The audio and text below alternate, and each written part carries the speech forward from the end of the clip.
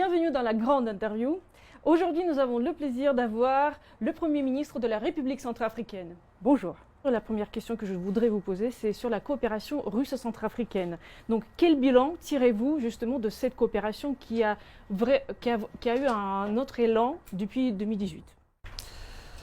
Je voudrais remercier la presse qui est venue à notre rencontre pour qu'on parle au terme de cette visite de travail, spécifiquement sur la question, l'état de la coopération entre mon pays et la Fédération de Russie.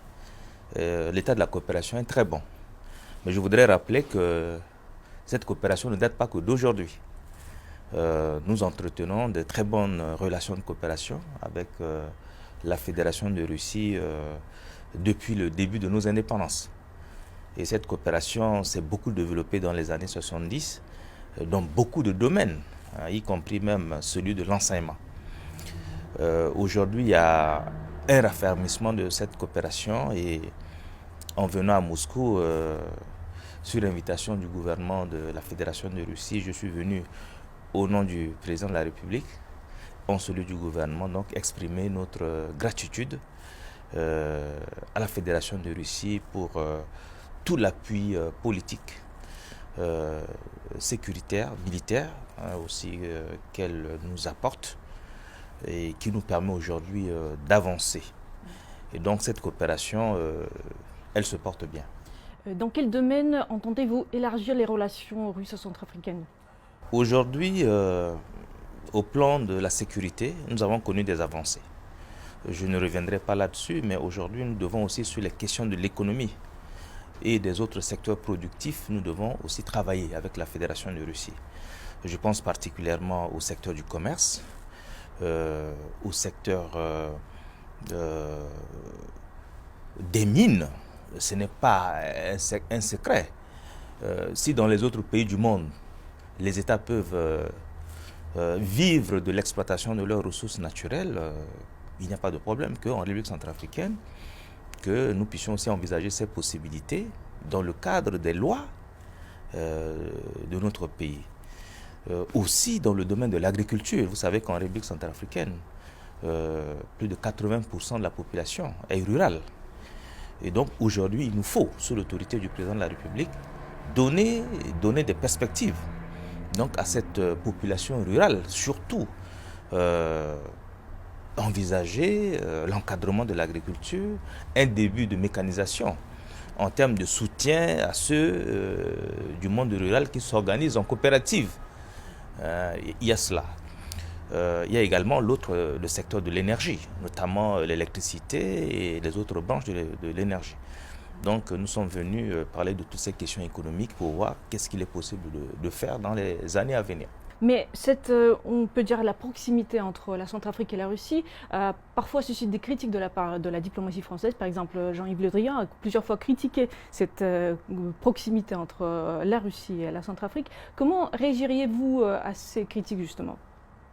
Madame, écoutez, le président de la République, chef de l'État, a évoqué ce sujet. Personnellement, je l'ai évoqué, même à 2 reprises sur Radio France Internationale et autres. Il y a de la place pour tout le monde en République centrafricaine. Pourquoi est-ce que dans les autres pays, on ne parle pas de cela? Nous avons des amis traditionnels. La Russie fait partie de nos amis traditionnels. Je vous ai dit que c'est depuis le début des indépendances que nous entretenons des relations de coopération. Il y a de la place pour tout le monde en République centrafricaine.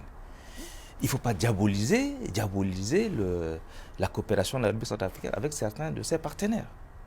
Que tout le monde vienne. Ce que nous voulons, que tout le monde vienne en République centrafricaine et nous aide à travailler, à nous émanciper, à donner des éléments de réponse précis aux besoins de notre peuple. Les querelles sur les fréquentations, les débats politiciens, nous n'en voulons pas. Si certaines puissances, si certains pays veulent se faire la guerre ou se détester, mais qu'ils se parlent entre eux. Mais ce qui est certain, et je le dis sous l'autorité du président de la République, je l'ai déjà dit, nous sommes pour la multiplication, nous ne sommes pas pour la division. Et ça, c'est une thèse que le chef de l'État défend. Que tous les amis du pays viennent nous aider à nous en sortir. Il y a de la place pour tout le monde. Pourquoi se focaliser que sur la République centrafricaine? En Afrique, il y a beaucoup de pays qui entretiennent des relations diplomatiques concomitamment avec beaucoup d'États. Pourquoi cette cristallisation sur la République centrafricaine? Donc chez nous, ce débat, nous n'en voulons pas. Nous sommes prêts à travailler avec tout le monde dans le sens de la recherche des éléments de réponse à apporter aux préoccupations de notre peuple. Il y a aussi la France a exhorté l'Afrique à faire bloc avec elle face à des tentatives de prédation. Comment percevez-vous cet appel? Et surtout, 80 ans après le manifeste du général de Gaulle, est-ce qu'il peut toujours y avoir un destin commun avec la France? Vous savez, madame, la France est notre partenaire historique. Nous avons des relations privilégiées avec la France jusqu'aujourd'hui. La France nous aide énormément. Voyez-vous, même au plan politique, la plupart des résolutions adoptées par le Conseil de sécurité des Nations Unies, nous l'avons obtenu avec le soutien de la France, puisque c'est la France qui est la plume dans ce cadre-là au niveau des Nations Unies. Le soutien de la France en République centrafricaine ne nous fait pas défaut. Donc pour nous, nous n'avons pas de problème avec la France. Maintenant, les autres débats, on trouverait les cadres pour les évoquer. Ce qui est certain, nous ne parlons pas publiquement des questions qui relèvent de la politique française. Mais nous savons que la France nous aide à améliorer certaines questions qui sont nécessaires au développement de notre pays, y compris les questions politiques. Mais on ne veut pas être embarrassé aussi sur certaines questions. Que certaines de nos options ne soient pas autrement perçues, comme je viens de l'évoquer. Aujourd'hui, le monde a changé, le monde a évolué. Nous sommes conscients que certains amis seuls ne peuvent pas nous aider à apporter toutes les réponses à nos questions de développement. Par conséquent, il ne faut pas regarder autrement notre démarche quant à la diversification de notre partenariat. On veut avoir un partenariat dynamique avec tout le monde, mais pour autant, nous sommes pressés de donner des éléments de réponse aux préoccupations de notre peuple et dans tous les secteurs. Voilà. Pour passer aux autres sujets qui inquiètent, je pense, le monde entier, c'est la pandémie du coronavirus. Comme vous le savez, la pandémie sévit dans tout le monde entier. Comment le pays fait face justement à cette pandémie? Vous savez, comme les autres pays du monde, depuis le fin février, début mars, nous sommes préoccupés par cette pandémie qui est mondiale.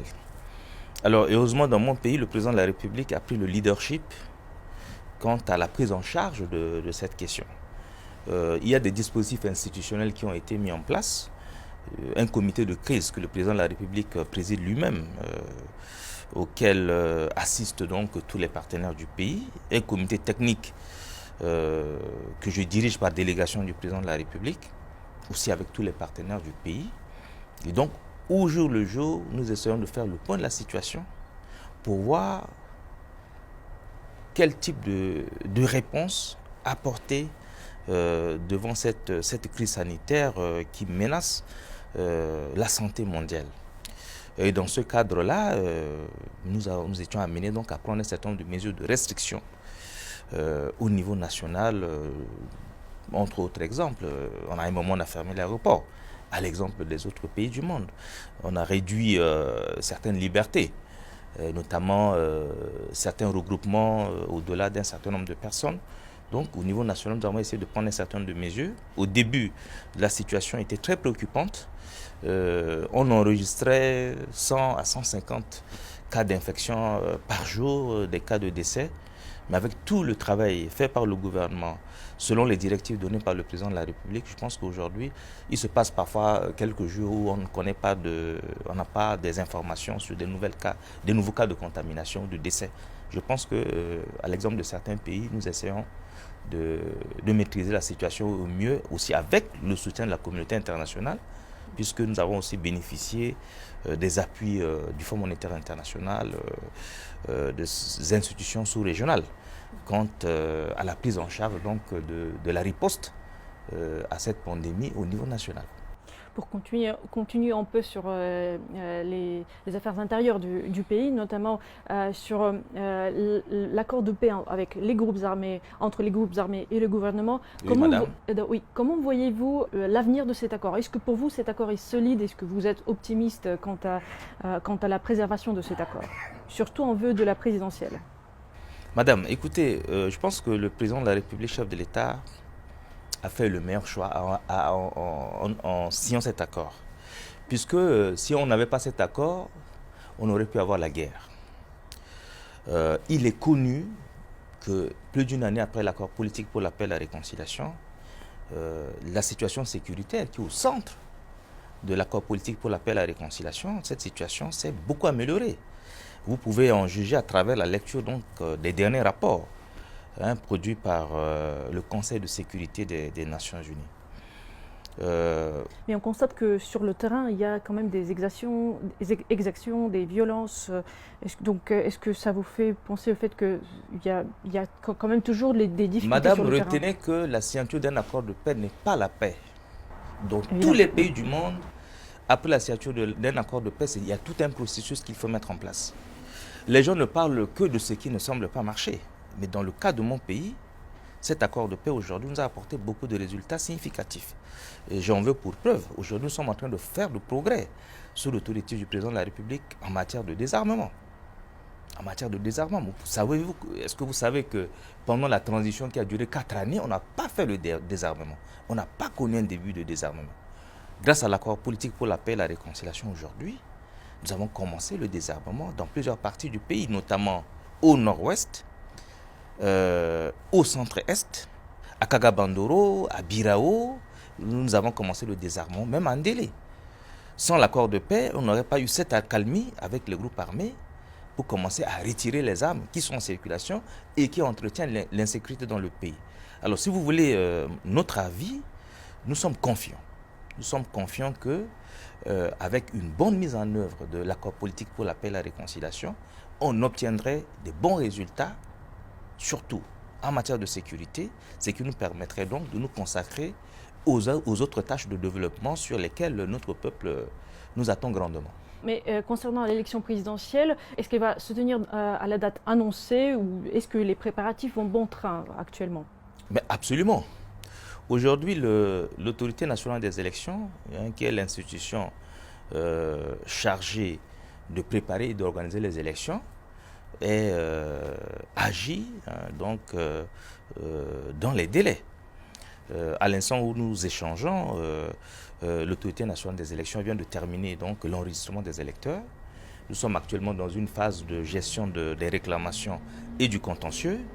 Le président de la République vient de signer 2 décrets. L'un convoquant le corps électoral pour le 27 décembre 2020, ce qui correspondrait donc au premier tour des élections.